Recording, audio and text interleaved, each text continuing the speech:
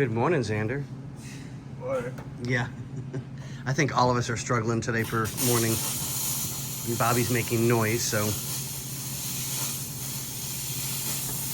What are we doing? Well, we have it all finished. We're all done. It's all mounted, the brackets painted, our hoses are hooked up, everything's tightened. There's absolutely no play. Good. So we're gonna drop what, the radiator in now and start doing the hoses for it, or? We gotta figure out bracket. No, we don't have the bracket yet. Oh, that's right, for the top.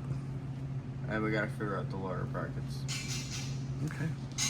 And then let's check in with Bobby.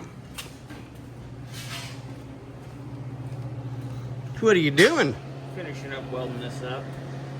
Ooh. Not the prettiest welds, but they're stuck together, so that's all that matters. Right? Get that in, get that done. Then that's ready until Ken picks out his mufflers and we get them here. What size exhaust did we go with?